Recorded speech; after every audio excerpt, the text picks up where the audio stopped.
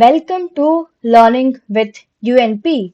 In this session of Python for Data Science, we are going to understand about dictionary basics. That includes understanding about creating a dictionary, length of dictionary, type of dictionary, characteristics of dictionary, and finally understanding about dict constructor.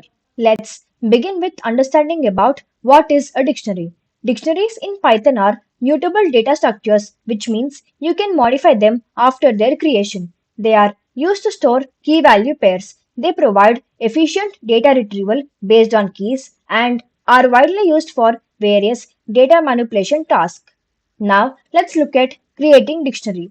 Dictionaries, often abbreviated as DECT, are fundamental data structures in Python used to store collections of data. Dictionaries store data in key value pairs. This makes them efficient for situations where you need to access data by a specific label or identifier. Dictionaries are formed using curly braces and consist of key value pairs, where each key is separated from its value by a colon. This structure allows for organized and efficient data retrieval based on unique keys. Here is the syntax of it. This line creates a dictionary named myDict with three key value pairs where each key, like key 1, is associated with a specific value like value 1. Key 2 is associated with a specific value like value 2, and same with third key and value 2. Let's look at the pseudocode representation of it. Step 1. Initialize a dictionary variable using curly braces. Means start by opening curly braces to initialize an empty dictionary variable.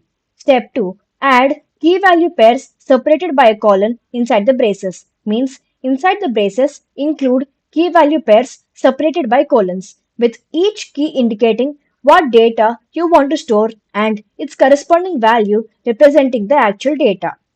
This example demonstrates how to create and use a dictionary in Python.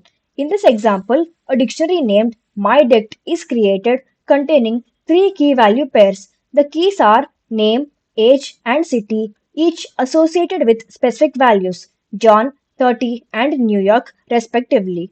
This dictionary stores information about a person, including their name, age, and city of residence. When printed, the dictionary displays all its key value pairs. Let's execute this and check. As discussed, here is the output. Now, let's look at finding the length of a dictionary. The length function in Python can be used to determine the number of key value pairs present in a dictionary. By passing the dictionary as an argument to length function, it returns the count of key value pairs within the dictionary. This provides a straightforward way to obtain the size or length of a dictionary.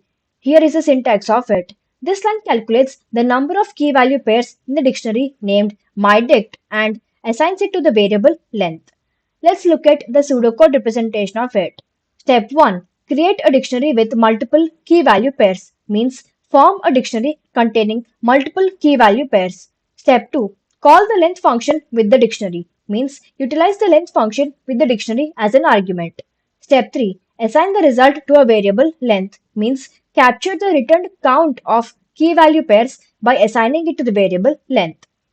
This example over here demonstrates how to determine the number of key value pairs in a dictionary using the length function in Python. This example initializes a dictionary called myDict with three key value pairs. It then calculates the number of key value pairs using the length function and assigns it to the variable length. Finally, it prints the value of length, which represents the number of key value pairs in the dictionary. Let's execute this and check. As discussed, here is the output. Now, let's understand about dict type in dictionary. As mentioned previously, the dict type in Python represents dictionaries, which are mutable data structures used to store collections of key value pairs. This type provides methods and operations for creating, accessing, modifying, and iterating over dictionaries efficiently. Let's look at the pseudocode representation of it. Step 1. Define a dictionary variable. Means start by defining a dictionary variable, specifying key value pairs within curly braces. Step 2. Check its type using the type function. Means utilize the type function passing the dictionary variable as an argument to determine its type. This will confirm that the variable indeed represents a dictionary. This example demonstrates how to check the type of a variable in Python using the type function. This example defines a dictionary called myDict with three key value pairs. Then it uses the type function to determine the type of myDict, confirming that it represents a dictionary. Finally, it prints the result. Let's execute this and check. As discussed, here is the output. Over here, let's look at the characteristics of dictionary. First comes ordered. As of Python 3.7, dictionaries retain the order in which key value pairs are inserted, ensuring consistency in iteration. In earlier versions, that is, prior to Python 3.7, dictionaries lacked this property, so dictionaries were unordered collections.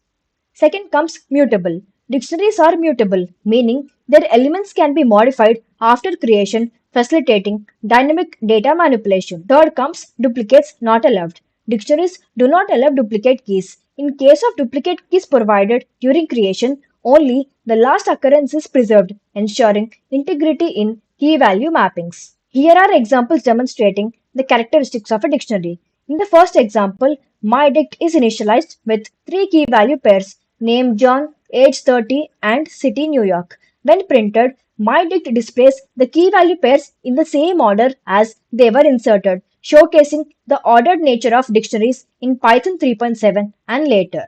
In the second example, myDict is defined similarly to the previous example.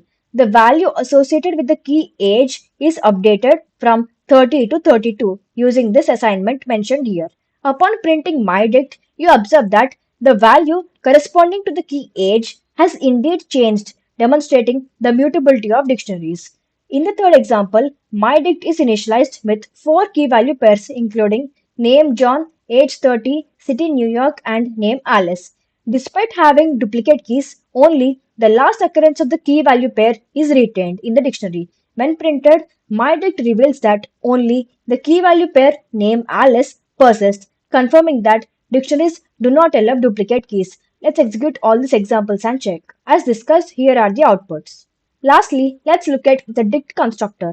The dict constructor in Python is a versatile built-in function used to create new dictionaries. It offers flexibility in initializing dictionaries by accepting various input arguments such as key value pairs, iterables, or keyword arguments, providing a convenient means to generate dictionaries based on different data sources or requirements. Here is a syntax of it. This line initializes a dictionary named myDict using the dict constructor with key value pairs specified as keyword arguments. Each key is represented by a variable name like key1 and associated with a specific value like value1. Let's look at the pseudocode representation of it. Step 1. Determine key value pairs or an iterable object means determine the key value pairs or prepare an iterable object containing the data.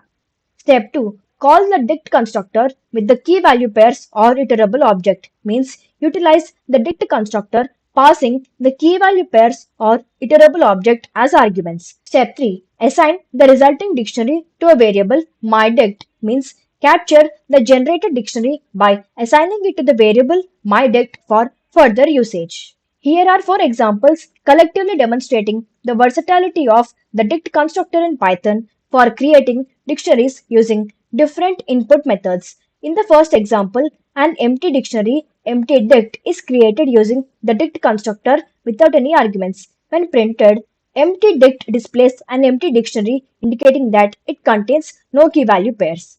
In the second example, it initializes a dictionary called myDict using keyword arguments as name, age, and city with corresponding values.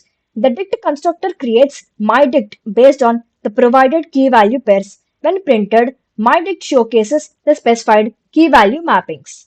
In the third example, we have a list of tuples containing key value pairs, which is used to construct the dictionary myDict. The dict constructor interprets the list of tuples as key value pairs, generating myDict accordingly. Upon printing, myDict reflects the mappings established by the input tuples. In the fourth example, we have a list of lists where each inner list contains a key value pair to form a dictionary fruits dict. The dict constructor here interprets the list of lists as key value pairs, resulting in the creation of fruits dict. When printed, fruits dict displays the mappings established by the input list representing different fruits and their corresponding colors. Let's execute all these examples and check. As discussed, here are the outputs. This is all about today's lecture. See you in the next lecture. Thank you.